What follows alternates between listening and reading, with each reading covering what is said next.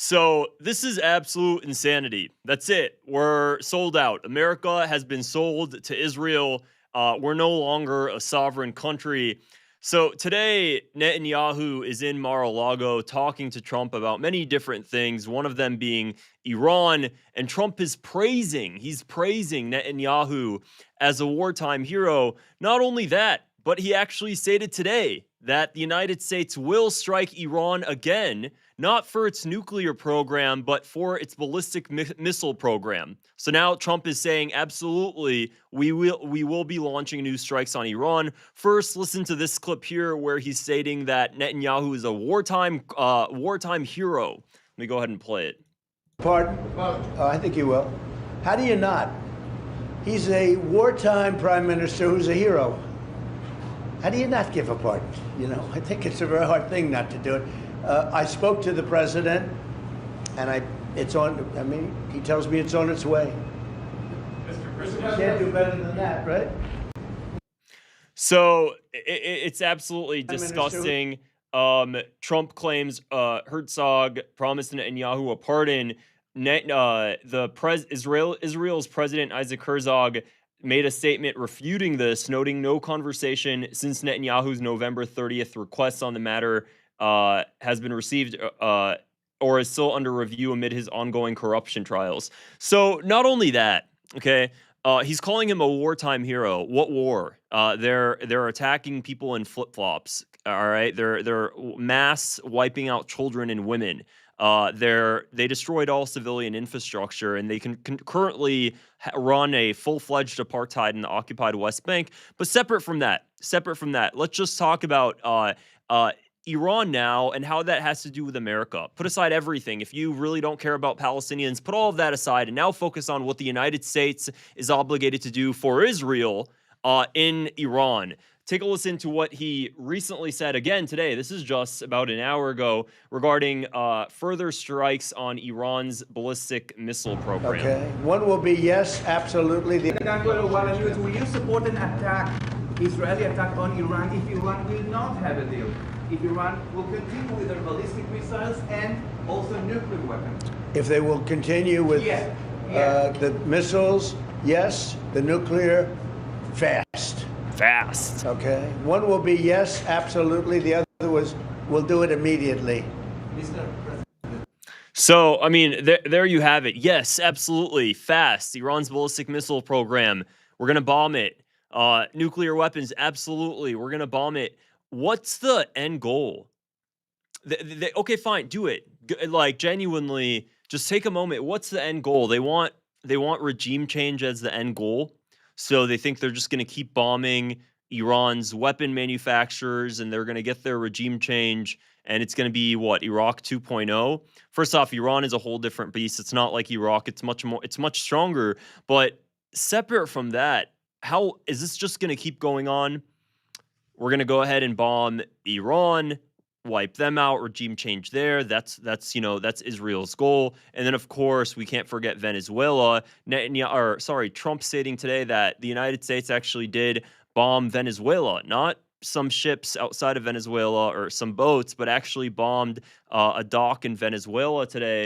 Let me actually go ahead and play that clip so you guys can hear that now, because that was pretty shocking. He said that happened not too long ago. Here it is. They load the boats up with drug explosion in the dock area where they load the boats up with drugs. They load the boats up with drugs. So we hit all the boats, and now we hit the area. It's the implementation area. That's where they implement, and that is no longer around. Major explosion. So they wiped out the implementation area. Of course, that's what he's saying here regarding the docks. He's telling Netanyahu that he's a wartime hero and he receives a pardon.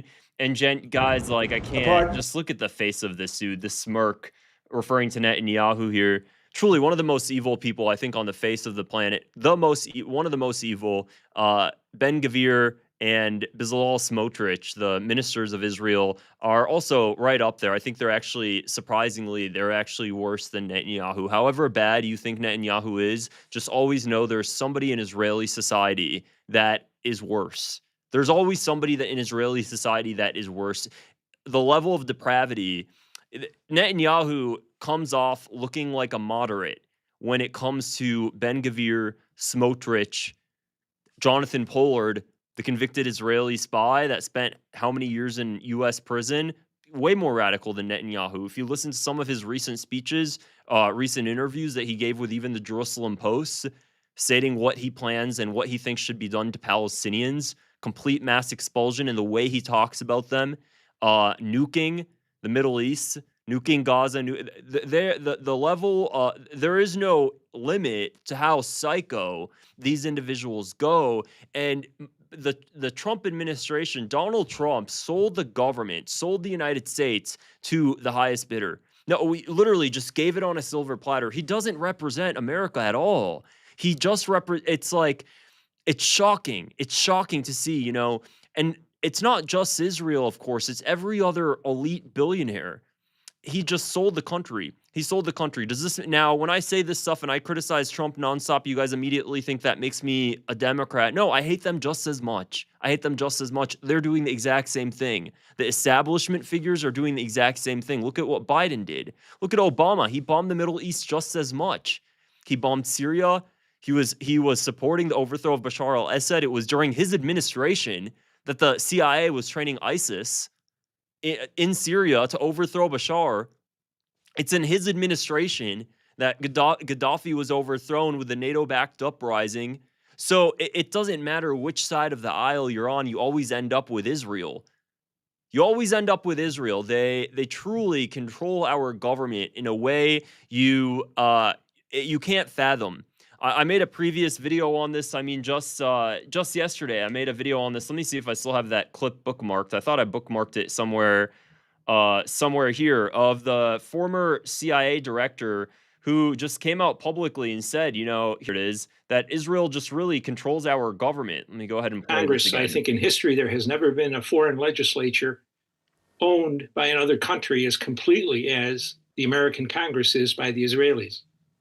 Not directly always by the Israelis. It's through their bluster and their demands that they get involved.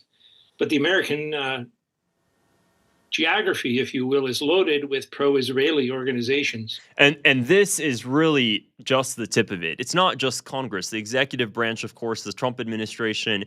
I don't think that there's a president. Trump is right up there with Lyndon B. Johnson, right up there. There's really, I don't see a difference, to be honest. I think they're exactly the same. When I look at Trump, I think he is just reflective. He is just fully reflective of the CIA and of Israel. I feel like he just reflects the interests of everybody that bought him out. I see no sense of autonomy at all. I truly, if you compliment the guy and you make him, if you boost his ego, he likes you. So while I say this, I also really think Trump is probably one of the easiest people to manipulate. I think if you just go up to the guy, if I met Trump and I wanted him to like me, or I wanted him to give me the policies that I want, all you have to do is just like make this guy, inflate this dude's ego. Just talk to him about how amazing he decorated the White House.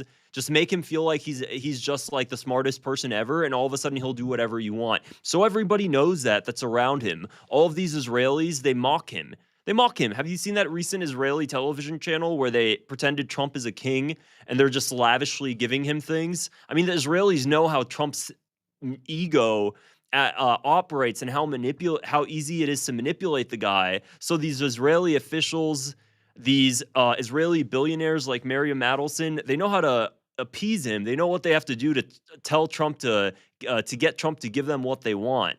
They just inflate his ego, and all of a sudden he'll do new strikes on Iran.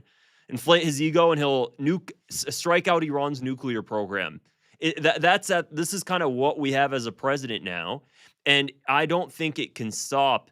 I don't think what the next president we have is going to be just as bad. Just as bad. Well, I mean, look at who's already announcing, and they plan to announce the run for presidency. It's going to be Marco Rubio, J.D. Vance, and then we're going to see on the other side Gavin Newsom. You know, so this is kind of it really doesn't look much different. Both sides are going to be equally bought out. They're both going to do the bidding of Israel. I think they know that if they don't, then either they're not going to get elected or something bad's going to happen to them in office. And you can really decide, and you can just kind of imagine what that would look like. So that's where we're at. He's in Mar-a-Lago, and we'll see. We'll see how the next few months unfold. We'll see whether the United States is going to strike Iran soon, maybe later. Let me know what you guys think Iran would actually do, because now it just makes me think, if I was Iran in this situation geopolitically, how would I go about things? If I knew that if I can't build my weapons, I can't build my nukes. I mean, this is just from a geopolitical perspective. And how is Europe also thinking? If I was Iran, the number one thing you would want to have as a country that, the United States just wants to eliminate you along with Israel now, I guess you'd want some sort of deterrence. They don't have that. They want to develop, it would have been in their best interest to develop it decades ago. They don't. This is not coming off as pro-Iranian or anything. This is just taking a geopolitical perspective of how these countries are going to operate differently. I'm really not sure. There was previous hints about the idea of Pakistan actually giving them one of their nukes, I believe. That I don't think that would ever happen. Or just like Pakistan acting as their nuclear shield. I believe that was rumored, but I don't see that actually happening. It was a rumor that was spreading about a year ago. So anyways, guys, that's really it for this video. If you found it interesting, you want to support my channel, I'd really appreciate it if you click the subscribe button below and give it a thumbs up as